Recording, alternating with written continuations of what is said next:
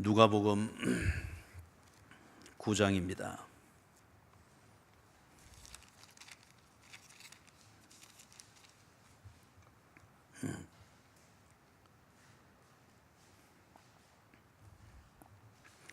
누가복음 9장. 자, 우리 먼저 43절에서부터 45절까지 같이 읽습니다. 사람들이 다 하나님의 위엄에 놀라니라. 그들이 다 그 행하시는 모든 제자들에게 이르시되 이 말을 너희 귀에 담아두라. 인자가 장차 사람들의 손에 넘겨지리라 하시되 그들이 이 말씀을 알지 못하니 이는 그들로 깨닫지 못하게 숨긴 바 되었습니다. 또 그들은 이 말씀을 묻기도 두려워하더라. 아멘. 지난 수요일 이 부분까지 다루었습니다. 그래서 45절을 간단하게 정리를 하면서 지난 수요일 정리되었던 것, 믿음이 없고 패역한 세대, 그 특징에 대해서 잠깐 정리를 한 다음에 그 밑에 나오는 두 개의 사건을 다루도록 하겠습니다. 사람들이 예수님이 귀신을 쫓아내는 걸 보고 놀랐습니다. 그러나 그거는 신앙은 아닙니다. 예수님을 믿을 수 있는 큰 계기가 마련이 된 겁니다. 일어난 사건을 보면서 예수님을 주목하여 보게 되었고 다시 보게 되었고 어떤 사람은 더 깊이 예수님에 대해서 생각하게 되었습니다.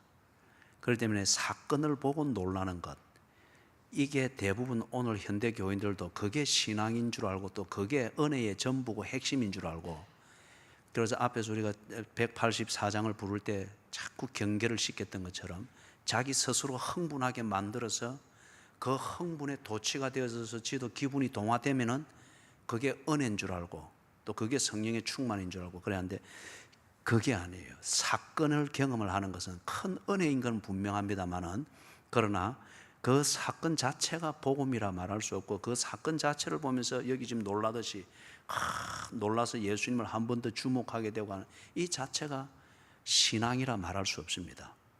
신앙으로 가게 되는 정말 중요한 계기가 마련된 겁니다. 그렇기 때문에 여러분, 거듭 우리가 예를 들었습니다마는 사울 왕, 신앙은 없습니다.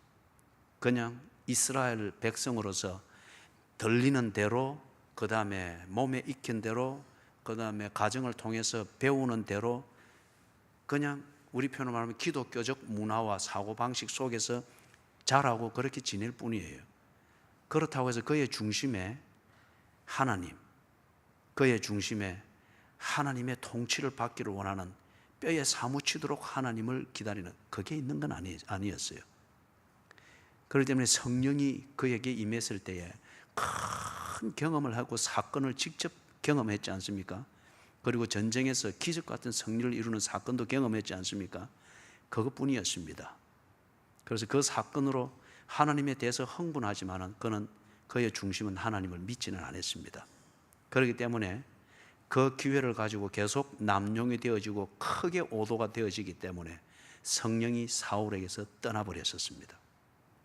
그렇기 때문에 여러분, 사건을 경험을 하고 사건을 통해서 동기부여를 받고 그래서 교회 생활을 더 열심히 하게 되고 정말 중요한 축복입니다. 그거는 그러나 기회이집니다. 기회.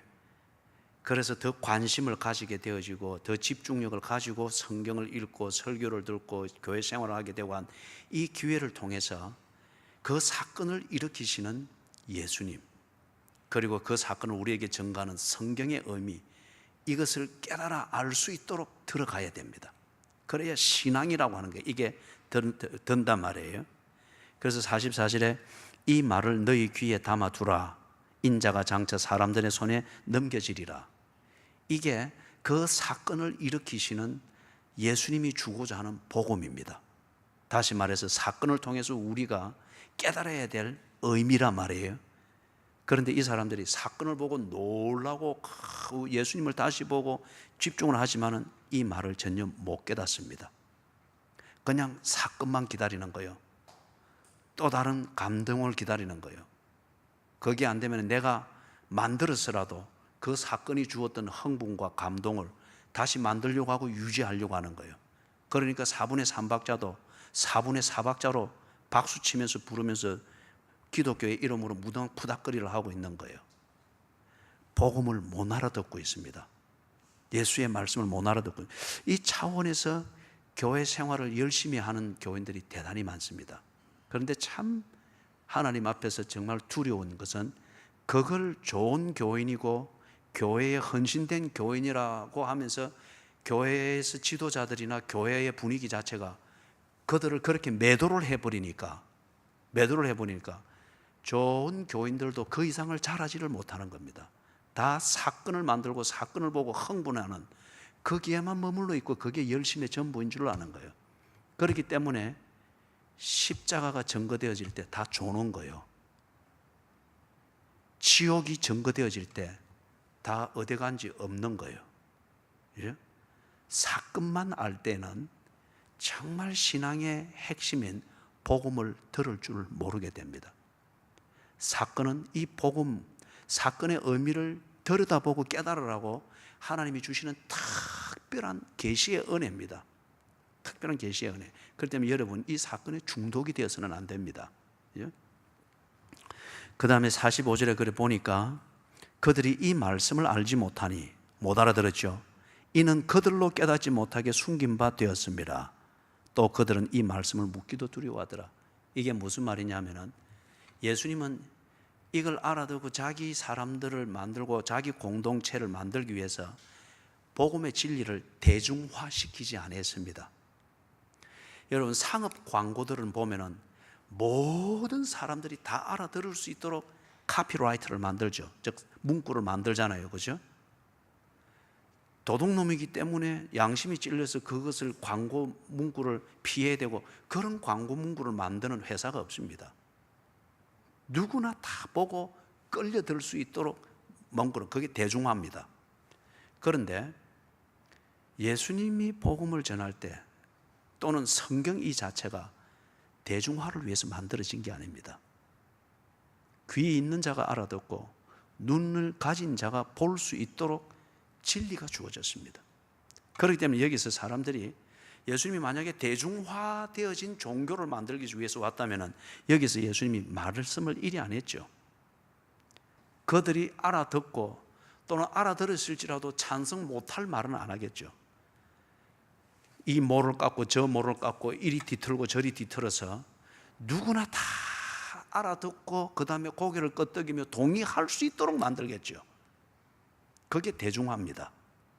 그리고 그게 대중성이 있는 종교고요. 그렇기 때문에 저는 회의적이에요.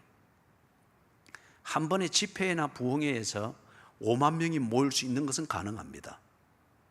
그러나 목양의 현장이 5만 명으로 관리된다. 그리고 매주일 하는 설교를 통해서 5만 명이 관리되고 모일 수 있다. 저는 그것을 신뢰하지 않습니다. 그럴 재주도 제게는 없지만은 그런 유혹에 빠지지 아니하도록 하나님 앞에 조심하면서 은혜를 구합니다. 진리라고 하는 이게 우리가 수학 이론 하나만 가지고도 한 30명 모여있는 학생들한테 가르칠 때 알아듣는 애 있고 못 알아듣는 애 있고, 그래서 더 많이 알아듣게 하려면 또 설명의 방법을 바꾸고 수준을 낮추고, 그래서 30명 중에서 한 14명이라도 알아듣도록 만드는 그런 헌신을 하는 선생님이 참 좋은 선생님이라고 합니다. 그런데 이 진리, 하나님의 백성, 그리고 그 백성들이 지금 거룩하게 사는 게 아니고 죄에 쩔어 있습니다. 그 백성들이 그 죄에서 구원받도록 하기 위해서 이 복음을 전할 때 이걸 몇 명이나 알아듣겠느냐 말이에요. 그리고 이걸 모두가 다 알아듣고 좋다고 할 수 있는 것으로 만든 그럴 내용이겠느냐, 그럴 논리, 절대 그렇지 않습니다. 그죠? 그래서 지금 여기서 예수님의 이 설교는 지금 우리 입장에서 말하면 굉장히 어렵습니다. 논리가 어렵기 때문이가 아니고 체질 자체가 다르기 때문에 이게 이 사람들한테 너무 어렵습니다. 말은 간단하잖아요. 44절에서 인자가 장차 사람들의 손에 넘겨지리라, 고난받고 죽는다는 겁니다. 말은 아주 간단하잖아요. 그죠? 근데 이게 무슨 의미인가를 모릅니다. 굉장히 예수님이 논리가 어렵거나 복잡하기 때문에가 아니고 그 품고 있는 의미 때문에 예수님이 설교를 굉장히 어렵게 했습니다. 그리고 이것을 고칠 의도가 전혀 없었습니다. 왜냐하면 예수님은 대중성을 가진 종교를 만들러 온 게 아니었습니다. 자기 백성을 저희 죄에서 구원하기 위하여서 그들이 들어야 될 길과 진리와 생명을 전해주러 왔습니다. 그 다음 46절에서부터 48절까지 같이 읽습니다.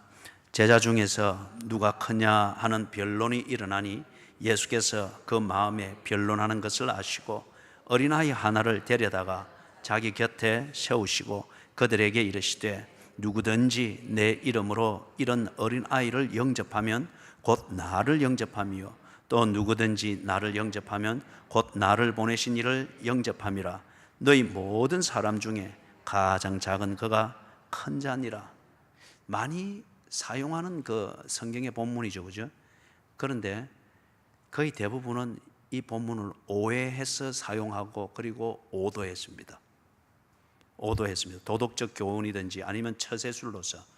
그래서 아무 내용 없고 성경과 무관하고 기독교적 원리와 무관한 그런 종류의 겸손, 어떤 이걸 하다 보니까 정말 기독교의 겸손이 아주 유치해져 버렸어요.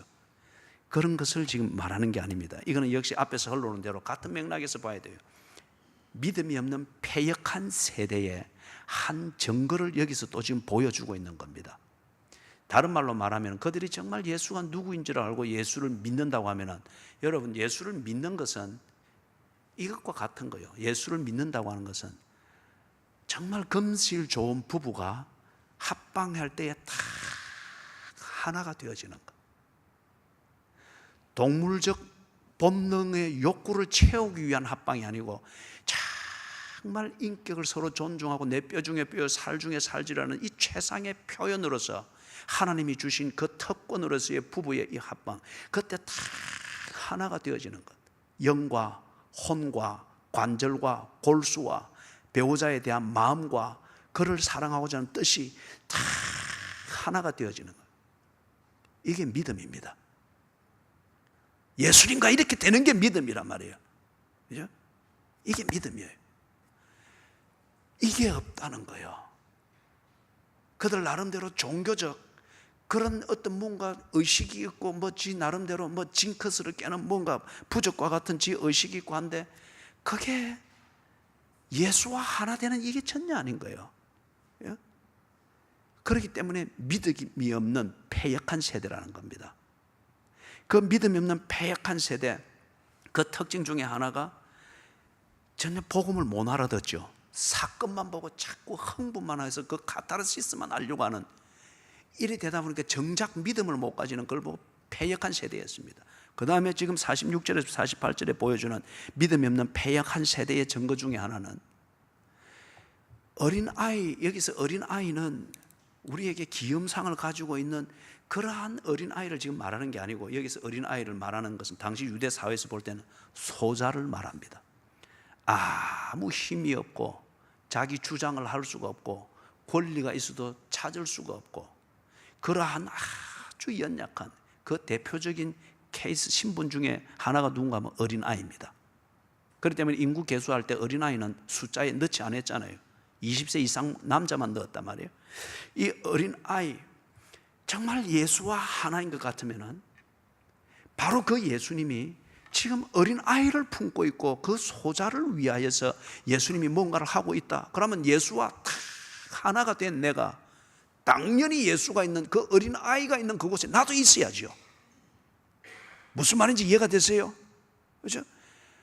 예수님과 하나가 되어서 합방이 되어 있는데 예수님이 괜찮은 자리에 있을 때는 예수님과 세상과 나는 온데간데 없이 합방이 되어 있는데 예수님이 비참한 자들이 사는 그곳에서 여전히 예수님은 비참한 자리를 보는 게 아니고 저희 죄 가운데 빠져 있는 이걸 보았잖아요. 그죠? 그래서 저희 죄 가운데 빠져 있는 자가 어떤 자는 궁궐에 있고 어떤 자는 회당에 있고 어떤 자는 보니까 저 빈민들이 사는 곳에 있는 거예요. 그렇기 때문에 예수님은 초막이나 궁궐이나 구해야 될 자기 백성이 있는 곳이면 가셔서 그와 함께 하시는 거예요. 그런데 궁궐에 있는 자기 백성을 찾을 때는 궁궐에 있는 예수와 우리가 하나가 딱 되어서 합방이 되려고 하는데 저기 초막에 있는 소자를 구하기 위해서 거기에 딱 있으니까 예수와 함께 가지를 않는 거예요. 자, 정리를 하면 이랬습니다. 예수님과 함께 있으면서도 이 사람들이 사심줄 예수를 따라다니는 그들의 의도가 뭔가, 제자 중에 누가 크냐 하는 변론이 일어나니 이 계산이 영에 박혀 있고 이게 그들의 혼을 움직이니까 그들의 관절과 골수는 높은 자리 차지하기 위해서 동료를 경쟁자로 알고 어떠든지 깎아내리고 낮추려고 하는 관절이 되고 골수가 되는 거예요. 그래서 예수를 따라다니고 주는 그리스도시요 살아계신 하나님입니다 하지만은 그들의 마음은 이미 이중적인 거예요. 그래서 그들의 뜻은 암세포가 뼈에 타닥타닥 붙은 것처럼 죄로 탁지탁지 붙은 거예요. 여러분, 제가 기도에서 표현했던 것처럼 우리는 악질입니다. 왜 악질이냐? 죄가 잘못된 것은 알고 인정합니다. 그리고 거기 더 악한 것은 그래서 슬퍼합니다. 그러나 우리의 마음은 죄를 버릴 마음이 전혀 없습니다. 간음이 나쁜 것인 줄은 알고 미안해하고 겉으로는 슬퍼하고 하나님께 후회하기도 합니다. 그러나 간음이 주는 즐거움을 절대 버릴 생각이 없는 거예요. 그러니 악질이지 않습니까? 그거는 절대 회개가 아닙니다.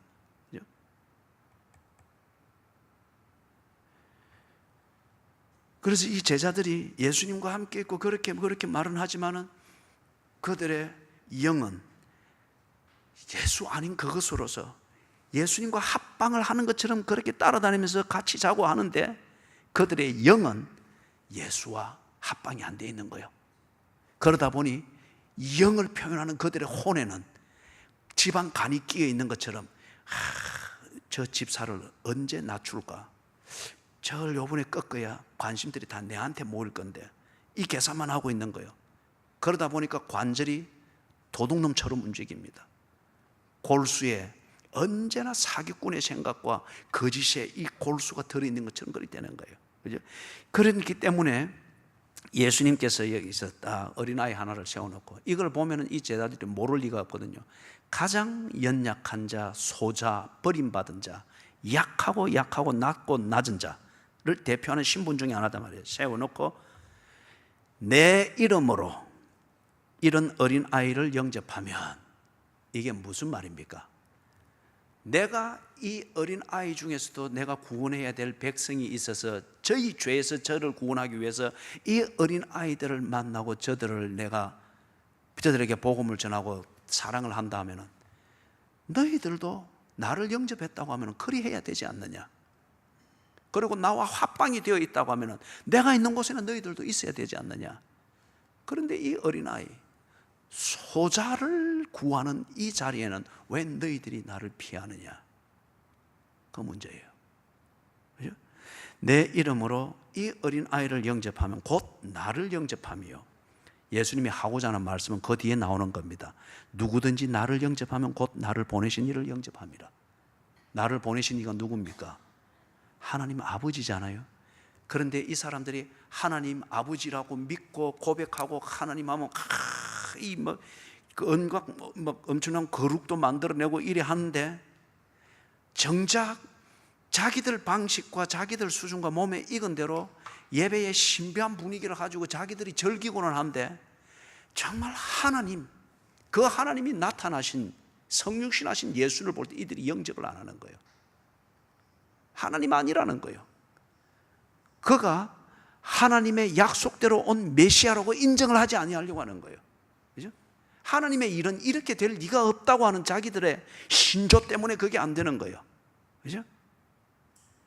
예수를 영접하려고 하니까 그들이 어떻게 돼야 되는 거예요? 나사렛으로 가야 됩니다. 고난받는 자리로 가야 됩니다. 비참해지는 자리로 가야 됩니다. 왜냐하면 예수님이 비참한 자리에 있으니까. 십자가에 달려 수치를 당하는 자리로 그들이 가야 됩니다. 왜냐하면 예수가 거기 있으니까. 무덤으로 들어가야 됩니다. 예수가 거기에 있으니까. 예수를 하나님으로 그리고 하나님의 약속의 성취로 오신 메시아로 영접하려고 하니까 정말 자기들의 생각에 가서는 안 될 것과 해서는 안 될 생활을 그들이 자초해서 가야 된단 말이에요. 그러니까 이거는 예수가 하나님일 리가 없다는 거예요. 그래서 하나님 하지만은 정작 그들은 하나님을 영접하지 않고 있는 거예요. 그래서 예수님이 지금 하고자 하는 말씀은 이거예요. 나를 영접하면 나를 보내신 이를 영접함이니라. 너희들이 정말 하나님을 믿고 아버지 하나님을 경배하고 믿는 것 같으면 그분이 약속을 이루신 메시아인 나를 왜 영접하지 못하느냐.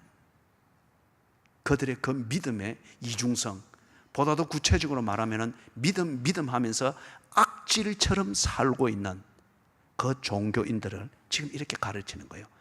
믿음이 없고 패역한 세대. 그래서 그 밑에 48절 마지막 부분에 나오는 것, 그걸 아주 여기서 오해들이 많죠. 너희 모든 사람 중에 가장 작은 그가 큰 자니라. 그래서 이걸 때로는 크게 되려면은 낮은 곳, 작은 것, 어떤 이런 것에서 뭘 해야 된다라고 해서 크게 되기 위해서 작은 자리를 찾고 힘든 이 봉사를 하려고 하고, 그거는 여러분 위선입니다. 그거는 성경하고 상관없는 거예요. 왜 그 낮은 자리를 찾고 험한 일을 하고 험한 봉사를 하는 거죠? 그 동기와 목적은 뭐죠? 크게 되기 위함이잖아요. 그렇기 때문에 여러분의 자녀들을 머리가 되도록 만들기 위해서 여러분이 꼬리처럼 그렇게 열심히 기도하고 힘들게 기도하고 그러지 마시라고요. 머리가 되게 하든 꼬리가 되게 하든 그거는 하나님의 주권입니다. 어떤 사람은 꼬리가 돼야 더 빛납니다. 어떤 사람은 머리가 돼야 더 빛납니다. 꼬리 없는 몸뚱아리를 봤습니까? 머리 없는 생물체가 없듯이 하체가 없는 생물체가 있을 수가 없습니다. 이게 우리의 본질적으로 체질적으로 몸에 배어있는 기복신앙이죠. 그렇기 때문에 여기서 말하는 것은 크게 되기 위해서 작은 자가 되고 뭐 작은 일을 하면 그걸 말하는 게 아니에요. 앞에서 제가 예수님을 영접하는 그것에 대해서 설명을 다 했습니다. 이걸 조금 더 한 번 더 정리하면 그거예요. 여러분, 이 소자 중에 소자, 그 신분에 해당되어지는 이 어린아이를 영접하고 어린아이에게 내가 그리스도인으로 해야 될 일을 하기 위해서 다가가야 되는 것 같으면 세상 사람들 그리고 자기의 경쟁자들이 볼 때는 뭐로 보이는 거예요? 이미 경쟁력을 잃어버린 겁니다. 그 어린아이를 돌보기 위해서 거기가 있는 비참한 자리와 그가 있는 유치한 자리에 내가 내려갔을 때에 이미 나와의 경쟁을 일삼고 있는 이들과는 더 이상 자리 다툼을 할 경쟁력을 나는 잃은 겁니다. 이 말이 혹시 걸린다면 이해를 하고 들으십시오. 이해를 돕기 위해서 이 설명을 하니까 저는 여기에서의 목회가 끝입니다.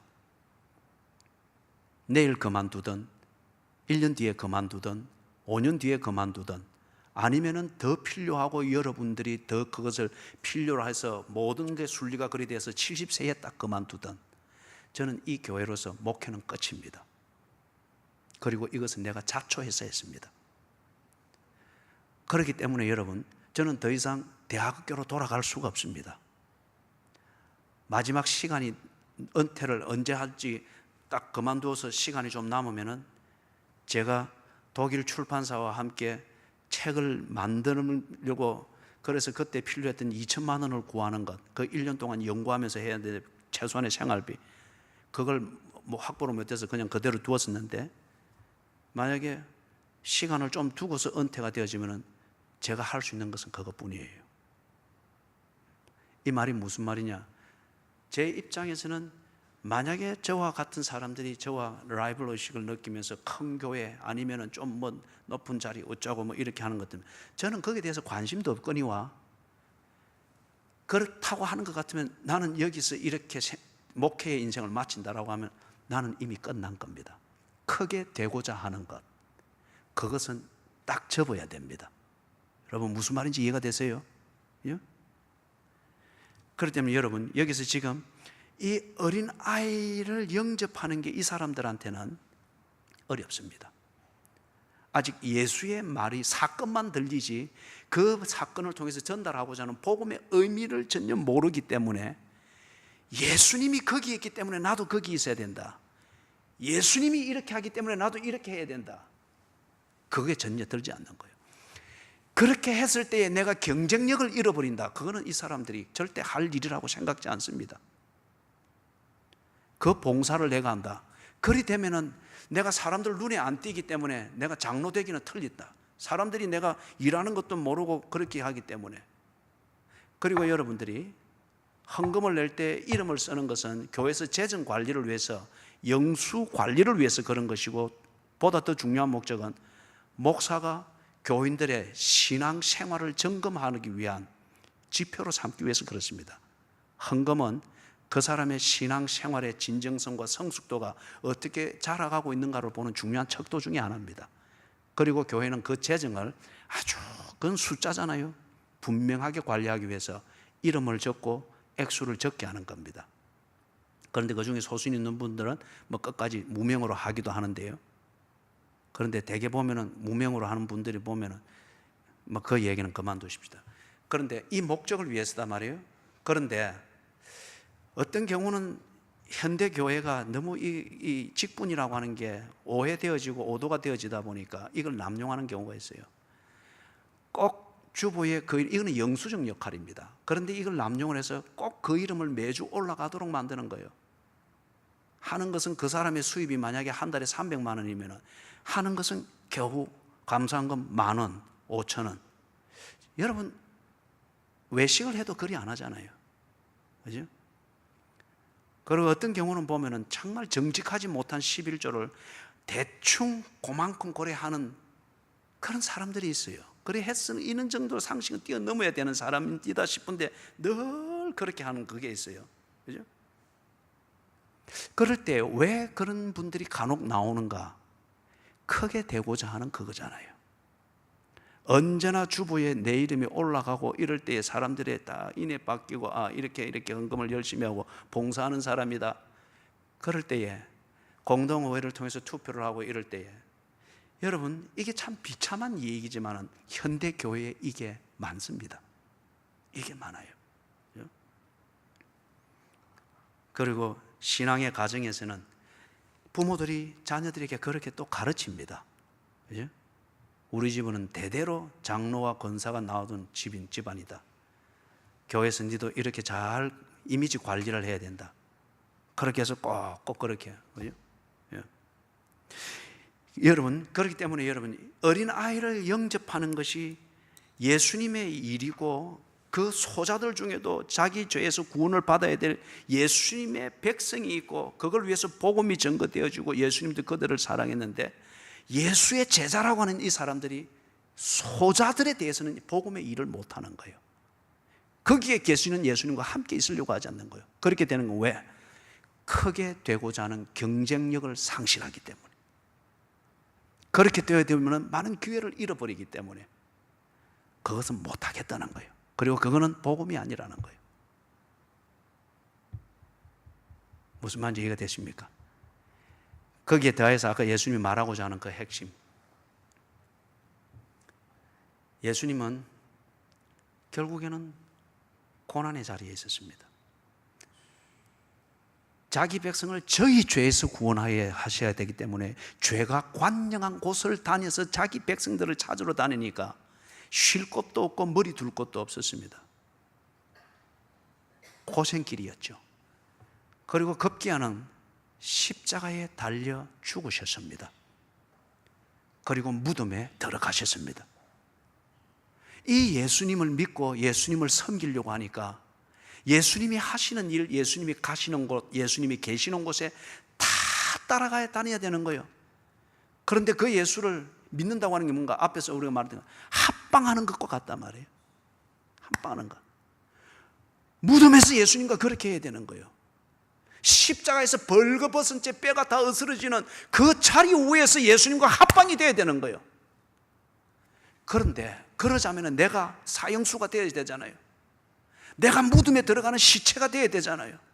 나 또한 고난을 받아야 되는 채찍 아래 놓아야 될 아무것도 아닌 사람인 것처럼 나 자신도 그렇게 취급받는 것을 감수를 해야 되잖아요.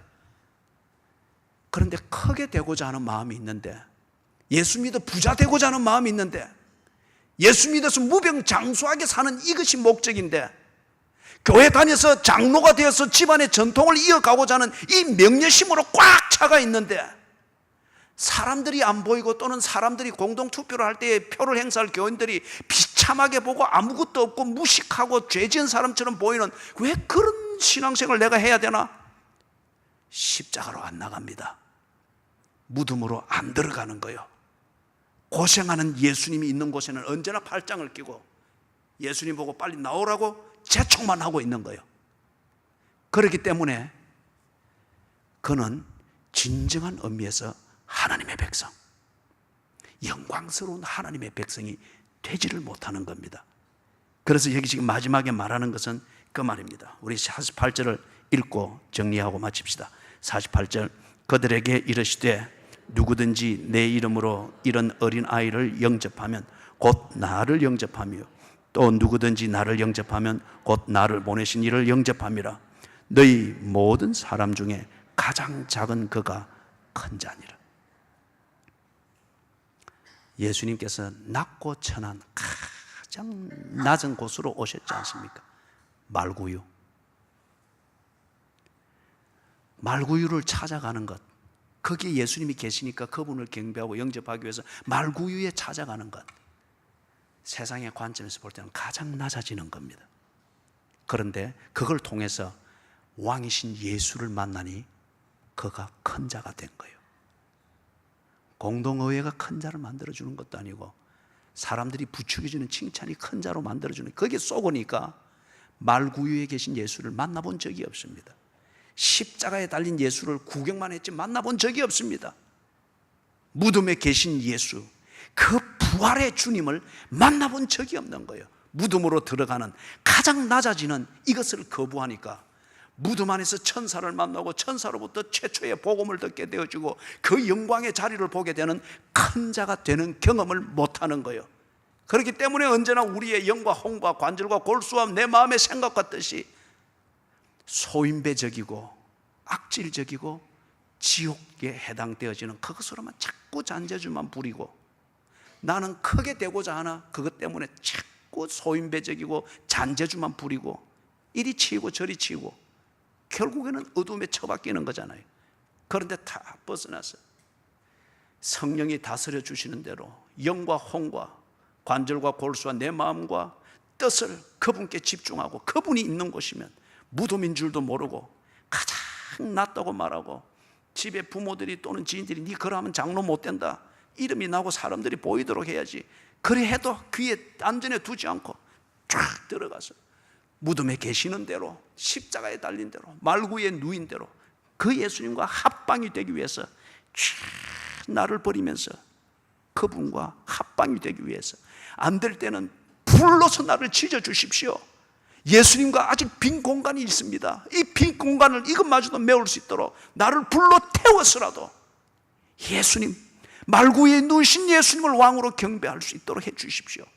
그래서 그분께 다 해서 정말 믿음으로 그분과 하나가 되니까 하나님의 자녀 되는 권세, 진정한 의미의 큰 자가 되더란 말이에요. 그렇죠? 이 성경을 절대 오도하지 마십시오. 예수 믿으면 복 받는다는 얘기도 아니며 겸양을 떠는, 삼강 오론에서 가르치는 겸양을 떨어서 덕을 세우는 그런 그 거칠애를 가르치는 게 아니에요. 그죠? 가르치는 거. 부엌에 예수님이 계시기 때문에 부엌에서 예수님과 합방이 되기 위해서 집중하여 섬기는 거예요. 지휘하는 그 자리에 예수님이 계시기 때문에 그 예수님과 합방이 되기 위해서 세상과 나는 온데간데 없이 집중하여 예수를 섬기는 그 자리인 거예요. 새벽 기도를 나오는 분이 있다고 하면 그때에 새벽에 주님이 졸지도 않고 주무시지도 않고 나를 위해서 일하시며 자기 백성을 위해서 사역을 하시는 것을 알기 때문에 그 예수님과 합방을 하기 위하여 주와 함께 동산에 있으려 하나, 그 간절함으로 나와서 주님을 찾고 갈구하는 거예요. 그럴 때에 어쩌면 생계 현장에서는 경쟁력이 떨어질 수 있습니다. 8시간 잔 사람보다 4시간, 5시간 잔 사람이 쉽게 피곤해질 수 있겠죠. 그러나 진정한 큰 자는 누구냐?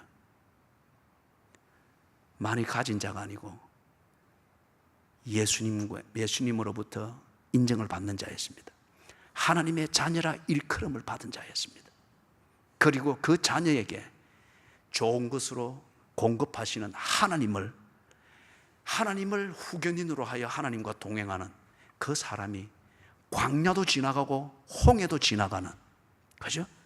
진정한 큰 자였습니다. 진정한 큰 자. 이 위대한 삶이 여러분의 삶에서 나타나기를 주의 이름으로 축원합니다. 아멘. 우리 찬송가 424장 좀 부르도록 하십시다. 424장 가사를 음미하면서 부르실 때에 도대체 내게 어떤 문제가 있기 때문에 나는 예수님과 합방이 되지를 않나? 아니면은 나는 지금 예수님을 믿는다는데 내 믿음은 예수님과 하나가 되기 위한 몸부림인가? 그렇다면 비참한 자리에 있는 거기서 일하고 계시는 예수님,